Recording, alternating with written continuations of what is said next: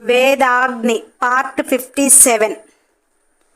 ఈరోజు మాత్రం అక్కకి డెలివరీ కాకూడదు అని డెలివరీ డేట్ ఇంకా ఉంది, ఈరోజు కాదులే అని కాస్త నిమ్మల పడ్డది. కానీ టీవీలో న్యూస్ మాత్రం అతి భయంకరంగా చెప్తున్నారు. కుండపోతగా వాన. హాసిని టీవీ చూస్తూ వేగ్నికెళ్ళి చూసింది. ఆ ప్రళయం లాంటి వాన ఇప్పట్లో తగ్గేలా లేదు. వేగ్ని ముఖం చాలా పీక్కుపోయినట్టుగా ఉంది. హాసిని వెంటనే ద్రోణకు మెసేజ్ చేసింది. ద్రోణ, ఈ వర్షంలోనా అని అన్నాడు. హాసిని సంజయ్ ఇంటికి రమ్మని చెప్పింది. అందరూ అక్కడ మీటింగ్ పెట్టారు. అంత గాలి ప్రళయంలో కూడా 2 గంటల్లో వేద్ విల్లా హాల్ని డెకరేట్ చేపించారు. హాసిని వేగ్నిని ముద్దుగా తయారు చేపించి, నీ బేబీకి గ్రాండ్ వెల్కమ్ చెప్పాలి కదా అంటూ ఆడవాళ్ళందరూ శ్రీమంతం ఏర్పాటు చేశారు. అరవింద్, మధుమిత పుట్టింటి సారే రెడీ చేశారు. వారికి తోడు వేణు, లత, రాజీ, అభి, రాము. అత్తింటి సారె కింద సంజయ్, అంజు, అవినాష్, వాణి, ద్రోణ. వేగ్నిని చక్కగా రెడీ చేసి నిండు గర్భంతో ముందుగా తెల్లని దేహంపై ఆమె వంటి రంగును మరింత చూపుతున్న బచ్చల పండు రంగు పట్టు చీరలో అసలు వేగ్నిని చూస్తున్న వేద్ ఏమైపోతున్నాడో తెలియటం లేదు. హాసిని వేగ్ని నుదుటిన ముద్దు పెట్టి, పెళ్లి కాని నీకు శ్రీమంతాన్ని నేను చేయవచ్చు అంటూ, నా ఆయుష్ కూడా నీ కుటుంబానికి ఉండాలి అని ఆమె చేతులు ముద్దు పెట్టుకుని చక్కగా గంధము, పసుపు, కుంకుమలు అన్నీ తన చేతులతో అలంకరించి వేద్ని చూస్తూ, రారా మనిద్దరం ఆశీర్వదించుదాము అన్నది. వేద్, అటువంటి ఆశలేమీ పెట్టుకోకు, నువ్వు దూరంగా వెళ్ళు, నిలబడితే నేను పెడతా అని అన్నాడు. హాసిని మూతి తిప్పుతూ పక్కకు జరిగింది. వేద్ అపురూపంగా వేగ్ని ముఖమును చేతిలోకి తీసుకొని నుదిటిపై ముద్దు పెట్టి అక్కడ కుంకుమ అద్దాడు. ఆమె చెంపలకు గంధము పూసి ముద్దులు పెట్టాడు. చేతులకు ముద్దాడి మట్టి గాజులు తొడిగాడు. ఆమె పాదాలు ముద్దాడి పసుపు అద్దాడు. వేద్ చూపిస్తున్న ప్రేమకు అక్కడ అందరి మనసు నిండింది. అందరూ నిండుగా అలంకరించారు వేగ్నిని. వేగ్నికి కాస్త ఇబ్బందిగానే ఉంది. అందరి సంతోషాల మధ్య తాను కూడా సంతోషంగా ఉండాలి అనుకుంటుంది. కానీ లైట్గా పెయిన్స్ స్టార్ట్ అయ్యాయి. హాసిని వేద్ బేబీ కోసం వెల్కమ్ రెడీ చేస్తూ వేగ్నిని అందరము ఉన్నాము అని భరోసా ఇస్తుంటే, సన్నని గాలులు, చిటపట వానతో ఆ రోజు మెల్లిగా ప్రకృతి స్వాగత సత్కారాలు ఏర్పాటు చేస్తుంది. ప్రకృతి స్వాగతం ఇస్తుందంటే వచ్చేదెవరు? అలా ఆ రోజు అందరూ ప్రశాంతంగా పడుకుందాము అనుకున్నారు. అందరూ ప్రశాంతత కావాలంటే వేద్ బేబీ ఎటువంటిదో ఆ ప్రళయంలో వారందరినీ ముద్దలా తడిపేసి లైన్ కట్టించేసేది. వేద్కి వేగ్ని బ్రేక్ వేసింది. మన బేబీకి బ్రేకులు లేవు, డేంజర్ అంటేనే అది నన్నే పిలుస్తుంది అనే ఒక ఫన్నీ గర్ల్. కారు ముందుకు కదలని పరిస్థితిలో బేబీ కోసం అందరూ హాస్పిటల్కి పరుగులు పెడితే అదే తరువాత జరిగేది. వేగ్ని ప్రశాంతంగా నిద్రపోతుంది వేద్ కౌగిలిలో. అసలు ఆమె ఏదైనా పని చేస్తే ఎక్కడ కందిపోతుందో అని ఇటు వేదు అటు కృతిక అసలు ఆమెను కాలు కింద పెట్టనియ్యకుండా ఇద్దరు ఎంతలా సేవలు చేస్తున్నారంటే అంత చేస్తున్నారు. వేగ్ని వారిద్దరి ప్రేమను భరించలేకపోతుంది. అలా నైట్ ప్రశాంతంగా నిద్రపోతున్న ఆమె అప్పటి వరకు మాట్లాడలేదు, అర్థం చేసుకుంది, సైగలతో చెప్పింది. అర్ధరాత్రి 12 గంటల ప్రాంతాన గట్టిగా వేగ్ని కేక వేసింది. అమ్మా అని. వేద్ గారు అని గట్టిగా అన్నది.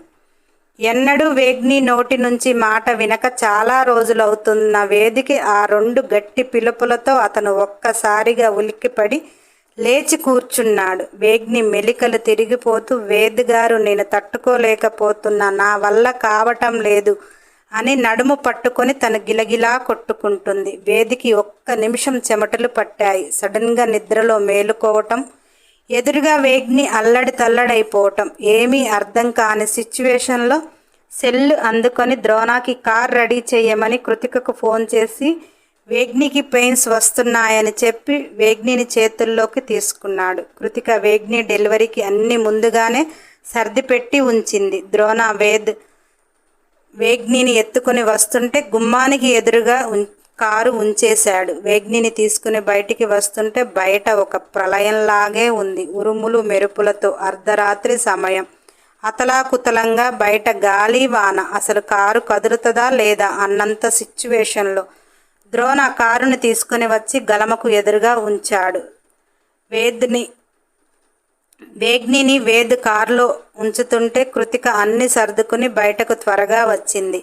బయట వాతావరణం చూసి, బావగారు ఈరోజు అక్క డెలివరీ కాకూడదు అని మనం అనుకున్నాము. టీవీలో న్యూస్ చూసి అది ఏంటి ఈరోజు అక్క నొప్పులు పడుతుంది, డెలివరీ టైం కూడా కాస్త ఉంది కదా అని కృతిక అంటుంటే, ద్రోణ మనం అనుకున్నవి అన్నీ జరగాలి అంటే కలవదు, భగవంతుడు ఏది అనుకుంటే అది జరుగుతుంది అని ద్రోణ అంటే, కృతిక మనసులో వాతావరణ హెచ్చరికలు, ఈరోజు ఎన్నడూ లేని ప్రళయంగా ఎన్నడూ లేని వర్షం ఉంటుంది, ప్రజలందరూ అప్రమత్తంగా ఉండి ప్రభుత్వానికి సహాయపడాలని కోరినట్టు వాతావరణ శాఖ సాయంత్రమే చెప్పింది. ఆమెను వెనుక సీట్లో పడుకోబెడితే కృతిక ఒక పక్క, ఒక పక్క కూర్చుని మధ్యలో ఆమెను పడుకోబెట్టారు. ద్రోణ నిమిషంలో విల్లా దాటించేశాడు. కానీ ద్రోణకి కారు ముందుకు నడవటం లేదు. ప్రళయంలా వచ్చే గాలిని ఎంత స్పీడ్ నెట్టినా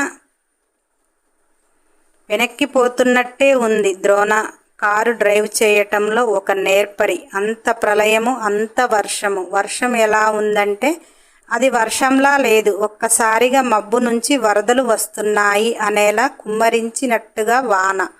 అంతటి ప్రళయంలో అంతటి బీభత్సం సృష్టిస్తూ వస్తున్న బేబీ ఎంత డేంజరో ఆ క్షణం ఎవరికీ అర్థం కాల.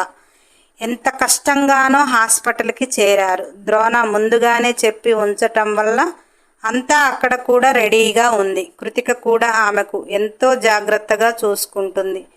వేగ్నికి పక్కగానే ఉంది.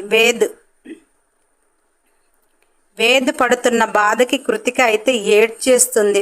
అయితే ఒక బిడ్డకి జన్మనివ్వటానికి ప్రతి ఆడది ఇంతలా కష్టపడుతుందా అని అతని బాధ అనిపించింది. వేగ్ని పడుతున్న బాధను అతను ఎన్ని కోట్లైనా పెడతాడు, కానీ ఆమె బాధపడకుండా చెయ్యాలన్నది అతని నైజం. కానీ అది సృష్టి ధర్మం అని అతను అర్థం చేసుకోలే.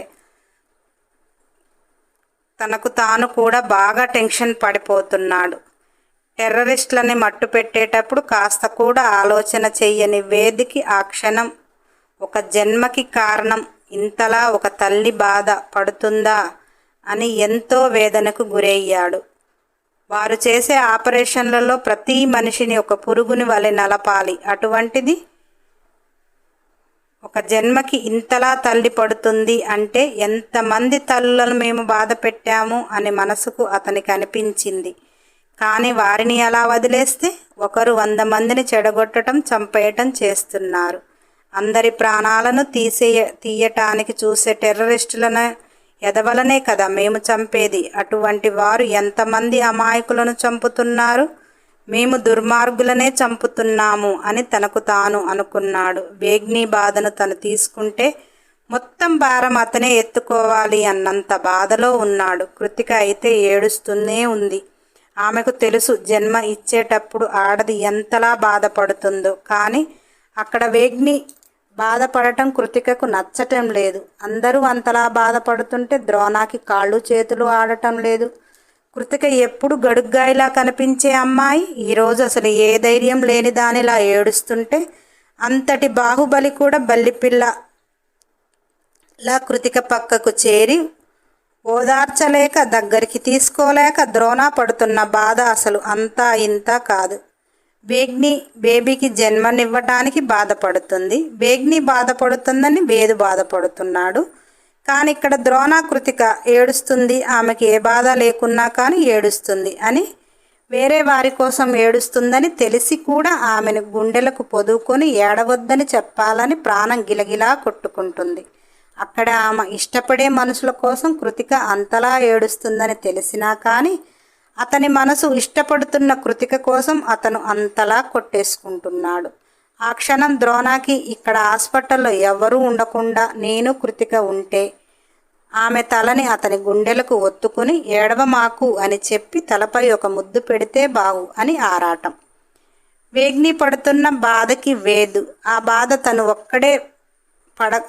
ఒక్కతే పడకుండా తాను కూడా కొంత ఎత్తుకుంటే బాగు అని ఆరాటం. ఆ క్షణం వేద్ ఏ మగోడు ఆలోచించని విధంగా సుఖపడేటప్పుడు ఇద్దరు పడతారు. బేబీకి జన్మనిచ్చేటప్పుడు ఒక ఆడదానికి అంత బాధ పెట్టడం భగవంతునిపై వేదికి కోపం వచ్చింది. ఆ క్షణం అతనికి అలా అనిపించింది. కానీ అతను తీసుకోలేని బాధ అని అతనికి తెలియక కాదు. కానీ వేగ్ని పడుతున్న బాధకి అతని మనసుకు అలా ఆరాటం అనిపించింది. ఆ క్షణం ఎవరైనా భగవంతుణ్ణి క్షేమంగా ఉంచు అని కోరుకుంటారు. కానీ వేద్ ఆ బాధని నాకెందుకు పంచలేదు నువ్వు అని భగవంతుణ్ణి కోపం చేస్తున్నాడు. వేగ్నిపై వేద్ ప్రేమ భగవంతుడిని కూడా కోపగించుకునేలా. అంతలా వేగ్ని కూడా తను భరిస్తున్న బాధను వేద్ చేతులలో ఆమె చేతులు పెనవేసే విధానం, ఆమె బాధను వ్యక్తం చేసే తీరు కూడా అతనిని బాధ కలిగిస్తుంది. ఆమె ఆ పెయిన్స్ తీసుకోలేక వేద్ చేతులను తన దగ్గరకు పొదువుకుని గట్టిగా కేకలు పెడుతుంది. ఆమె గత 6 నెలలుగా మూగగా ఉన్న నోరు 6 నెలల మాటలు ఒక్కసారిగా ధ్వనిస్తూ హాస్పిటల్లో రీసౌండే వస్తున్నాయి అనుకోవాలి. ఆ క్షణం వేదికి ఏదేమైనా ఒక బిడ్డ చాలు అన్న బాధ కలిగింది. వేగ్ని పడుతున్న ఇబ్బందిని తాను చూస్తూ మరొకసారి ఆమెను ఇంత ఇబ్బందికి గురి కాకూడదు అన్న ఆలోచనతో ఆ బిడ్డ తరువాత ఇక బిడ్డలు వద్దు అని కనీసం వేగ్నికి చెప్పకుండానే ఆపరేషన్ చేసేయమన్నాడు. అతను ఆ క్షణం వేగ్ని పడుతుంది అని వేగ్ని మాట్లాడుతుంది అని ఆనందించాలో, అంత బాధపడుతుంది అని బాధపడాలో ఏమీ తెలియని అయోమయంలో వేద్ ఉంటే ఆమెను లేబర్ రూమ్కి తీసుకువెళ్ళేటప్పుడు లోనికి ఎవరూ వద్దు అన్న కృతిక వెళ్ళింది. ఆ క్షణం వేద్ పుట్టే ఈ ఒక్క బిడ్డ చాలు, ఇక మళ్ళీ వద్దు అన్నట్టు వేద్ వేగ్నికి ఆపరేషన్ చేయమన్నాడు. కానీ ఆ పుట్టే ఒక్క బిడ్డ 100 మందికి పెట్టు. ఆ బిడ్డతోటి విసికి వేసారి పొద్ది ఆ బేబీ పుట్టాక వేగ్నికి మళ్ళీ పిల్లలు కావాలన్న ఆలోచన లేకుండా చేస్తుంది ఆ గడుగ్గాయి అని అప్పుడు వేద్కు తెలియదు. బయట ప్రళయంగానే ఉంది. వీరు వచ్చాక పెద్ద డాక్టర్లను పిలుచుదామన్నా కానీ వారు వచ్చే పరిస్థితి లేకుండా దారులు తయారయ్యాయి. డ్యూటీలో ఉన్న మామూలు డాక్టర్లతోటే అక్కడ వేగ్ని డెలివరీ కొనసాగుతుంది. వేగ్ని అంత పెయిన్ తీసుకోవటానికి గల కారణం లోపల బేబీ బయటికి వచ్చేటప్పుడు చేస్తున్న ఆరాటం ప్లస్ బేబీ వెయిట్తో బేబీ ఉండటం వల్ల వేగ్ని ఆ పెయిన్ భరించలేక ఆమె నరాలలో బ్లడ్ సర్క్యులేషన్ జరిగి మొత్తం వేగ్ని నార్మల్ స్థితికి వచ్చింది. బీభత్సమైన ప్రళయంలో అర్ధరాత్రి గడియలు, పాదాలు మారుతున్న వేళ, మధ్యస్థంగా ఉన్న సమయం, సగం దేవతల సమయానికి సగం రాక్షస సమయానికి ఉన్న టైంలో, ఒక మహంకాళి ఉద్భవించే టైంలో బేబీ బయటికి వచ్చింది. ఆడపిల్ల. అప్పటి వరకు వేగ్ని చేసిన అరుపులు ఆగిపోయాయి. అప్పుడే పుట్టిన బిడ్డ ఇప్పటి వరకు వేగ్ని పెట్టిన కేకలకు మించి కేరింతలు కొడుతుంది. బయట ఉన్న వేద్ పెదవులు ఒక్కసారి చిరునవ్వులు సంతరించుకున్నాయి. బేబీని చూడలేదు కానీ వేదికి అర్థమైపోయింది అక్కడ పాప అని. అక్కడ డెలివరీ చేసిన వాళ్ళు కూడా విచిత్రంగా చూస్తున్నారు. పిల్లలు పుట్టగానే వాళ్ళు బేబీ కాళ్ళు పట్టుకొని కిందికి ఊపినప్పుడు అప్పుడు ఏడుస్తారు. కానీ బేబీ మాత్రం బయటికి వస్తూనే కేరింతలతో ఏడుపు అనేది అసలు బేబీకి ఉండదు. తను ఏదో మహత్కార్యం చేయటానికి వచ్చిన ఒక అద్భుతం. కృతిక అయితే బేబీని చూసి స్టన్ అయిపోయింది. వెయిట్ చూస్తే 5 kgs అబౌవ్. వేదిని చూసినట్టుగానే అనిపించింది. పాప ఎంత తేజోవంతంగా ఉందో కృతికకైతే చెప్పటానికి మాటలు రావటం లేదు. అందు నవ్వుతూ కేరింతలు కొడుతూ ఉన్న బేబీని చూస్తుంటే విచిత్రంగా ఆశ్చర్యంగానూ ఉంది. బేబీ బయటకు వచ్చిన 15 గంటలో గాలి వాన అన్నీ చల్లగా సద్దుమణిగాయి. అంటే బేబీకి ప్రకృతి స్వాగతం పలికింది. కృతిక ఎన్నో కాన్పులు చూసింది. పిల్లలు చేతికి ఉండి లేనట్టుగా ఉంటారు. కానీ బేబీ నేను మోస్తానా పాపని అనుకుంది. చక్కగా క్లీన్ చేసి మొదటిగా కృతిక చేతిల్లో పెట్టారు. ఆ క్షణం కృతిక అసలు తాను ఏమైపోతుందో తనకే తెలియలేదు. అప్పటి వరకు వేగ్ని పెట్టిన ఆర్తనాదాలు అసలు గుర్తులేవు. వేగ్ని ఏడుస్తుంటే తను ఏడ్చిన దాఖలు మర్చిపోయింది. కళ్ళ ముందు కనపడుతున్న అద్భుతాన్ని చూసి ఆశ్చర్యపోయింది. పాప ఒక్క క్షణం కూడా ఏడ్చినట్టు అనిపించలేదు. తేజోవంతమైన ముఖం నవ్వుతూ కేరింతలు కొడుతుంటే అసలు ఇప్పుడే పుట్టిందా ఎప్పుడో పుట్టిందా అన్న ఆశ్చర్యం కృతికకు కలుగుతుంది. పాపను చేతుల్లో తీసుకుని గుండెలకు పొదువుకుని మొదటిగా బిడ్డ స్పర్శను కృతిక అనుభవిస్తుంది. ఎవరైనా బిడ్డ మొదటిగా పెద్దల చేతిలోకి లేదా తండ్రి చేతుల్లోకి వెళుతుంది. కానీ ఇక్కడ తల్లిదండ్రుల కంటే చిన్నదైన కృతిక చేతిలో బేబీ వచ్చింది. ఆ క్షణం కృతికకి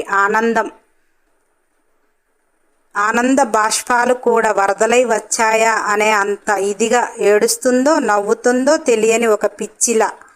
అందరూ కృతిక కేసి చూస్తే కృతిక గుండెలకు అద్దుకుంది. బేబీ తన చేతులు కృతిక మూతిపై పెట్టి ఇక నువ్వు ఆపేసి నన్ను మా డాడీ చేతిలో పెట్టు అన్నట్టు చూస్తుంది. కృతిక ఆనందంతో ఉక్కిరిబిక్కిరి అవుతూ పరుగున బయటికి వచ్చింది. వేద్ కృతిక చేతిలో బేబీని చూస్తూ ఆనందంతో కళ్ళు వర్షిస్తూనే ఉన్నాయి. అందరూ తడిచి ముద్దయి అందరూ వెనక లైన్లు కట్టినట్టే మొత్తం వచ్చి హాస్పిటల్లోనే ఉన్నారు. బేబీ గర్వంగా అందరినీ చూసింది. ఇది నా సంస్థానం, ఈ రాజ్యానికి రాణిని నేను. బేబీ అందరినీ చూస్తూ కాళ్ళు చేతులు ఆనందంతో ఆడిస్తూ తండ్రి కళ్ళల్లోకి చూసింది. ఆ క్షణం ఆ తండ్రి కూతుర్లు అనుభవిస్తున్న ఆనందం చెప్పతరమా? కృతిక వేద్ చేతిలో బేబీని పెట్టి వేద్ని ఒక చెయ్యి మొత్తం చుట్టేసి ఆనందంతో ఏడ్చేస్తుంది.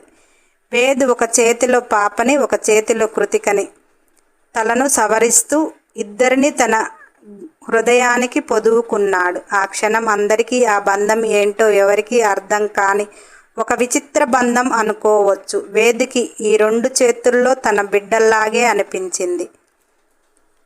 ఇద్దరికి కూడా తండ్రి భావన అనిపించింది. ఆ దృశ్యం చూస్తున్న అందరికీ మైమర్పుగానే అనిపించింది. బేబీని వేగ్ని ఎంతలా ప్రేమిస్తున్నారో అందులో 1% కూడా తగ్గకుండా ఆ ప్రేమకు మించి ప్రేమించగల అమ్మాయి కృతిక. ద్రోణ వారిని చూసి అక్కడ నాకు కూడా కొంచెం ప్లేస్ ఇచ్చినా బాగు అని మనసులో అనుకున్నాడు. ఆ క్షణం ద్రోణకి అనిపించింది ఏంటంటే కృతిక నుంచి కాదేమో నేను నడపవలసింది, అన్న నుంచి అయితే నా పని ఎప్పుడో క్లియర్ అవుతుంది అనుకుంటా అని. ఆ క్షణం అంతా అయిపోయినాక ద్రోణకి ఇప్పుడు ఆలోచన వచ్చింది. పాపం గత కొంతకాలం క్రితం ఆలోచన వస్తుంటే ద్రోణ పెళ్లి జరిగేది. కానీ విధి ద్రోణాన్ని కృతిక నుంచి విడదీసినాక ద్రోణకి ఒక మంచి ఆలోచన వచ్చింది. కానీ ద్రోణ వేదిని చేరుకునేలోగానే ద్రోహి అయిపోతాడు. అప్పుడు ద్రోణ వేదిని చేరుకోవటానికి ప్రయత్నిస్తాడా? వేది చేతిలో ఉన్న కృతిక కోసం ఆరాట పడతాడా? ద్రోణ ప్రేమకు వేద్ విలన్ కాబోతున్నాడా? బేబీ పుట్టిన తరువాత ఎన్ని బీభత్సాలు ఇంట్లో జరగనున్నాయో చూద్దాం. వేద్ బేబీని తన గుండెలకు పొదువుకొని నుదుటిపై ముద్దు పెట్టాడు. ఆ క్షణం వారిద్దరికి కంటితో చూసుకునేది మొదటి క్షణం అయినా ఎన్నో జన్మల అనుబంధం. రోజు ఇద్దరూ కలిసి ఉన్నట్టే ఆత్మీయ బలం. అది తండ్రి కూతుర్లకే తెలుసు. తండ్రి స్పర్శ తల్లి గర్భంలోనే తెలిసింది. తండ్రి మాటలు తల్లి గర్భంలోనే విన్నది. ఇప్పుడు కేవలం తండ్రి గుండె చప్పుడు వింటూ చిట్టి చిట్టి చేతులతో తండ్రి ముఖమంతా ముద్దులు చేస్తుందా అనిపిస్తుంది. ఎవరైనా తండ్రి ముద్దులు చేస్తాడు. ఇక్కడ మన బేబీ వెరైటీ చూడండి. తండ్రికి ఉన్న జలసి బిడ్డకు చాలా ఎక్కువ వచ్చేసింది. ఆ జలసీతో తల్లిని తండ్రిని పక్కన చూస్తుందా, గోల చేస్తుందా? వేద్ ఇంత జలసి బేబీని ఒక్కదాన్నే కంటే మరి వేగ్ని ఎవరిని చూసుకుంటారు? వేగ్నికి ఎవరు కావాలి? మరి ఇంకో బేబీ లేకుండా వేద్ చేశాడు కదా. హరిహర, వేగ్ని ఒంటరిదైపోతుంది. తండ్రి కూతుర్లు ఒకటవుతారు. వేద్ బేబీని చూసిన ఆనందంతో ద్రోణకి సైగ చేశాడు. ద్రోణ ఓకే అని చెప్పేశాడు. అక్కడ అర్థం ఏమిటంటే హాస్పిటల్ స్టాఫ్ నుంచి, పేషెంట్ల నుంచి, డాక్టర్ల నుంచి అందరికీ తలా 1 కేజీ స్వీట్ పనిచేయమని. వేదికి ఆ రోజు ఎంత తీయని వేడుకో తెలిపేలా ఆ సిటీలో ఒక్క షాపులో కూడా వేరే వారికి స్వీట్ వెళ్ళలేదు. మొత్తం బేబీ పేరుతో తీయని వేడుక చేసేశారు ద్రోణ, వేద్ పాపని చూస్తూ మీ అక్కకి ఎలా ఉంది అని నిదానంగా అడిగాడు. కొద్దిసేపటి తర్వాత రూమ్కి షిఫ్ట్ చేస్తారు. అక్క బానే ఉంది అని మెల్లిగా చెప్పింది. కృతిక వేగ్ని విషయంలో ఎలా ఉంటుందో తెలుసు కాబట్టి అక్కడ ఏమీ డేంజర్ లేదని వేదికి కాస్త ప్రశాంతంగానే ఉన్నాడు. రూమ్కు షిఫ్ట్ చేశారు. వేగ్ని మత్తుగా పడుకొని ఉంది. అందరూ బేబీని చూశాక వేగ్నిని చూశారు. అందరూ వెళ్ళిపోయారు. హాసిని నేనుంటా నువ్వు వెళ్ళు అని కృతికని పంపించింది.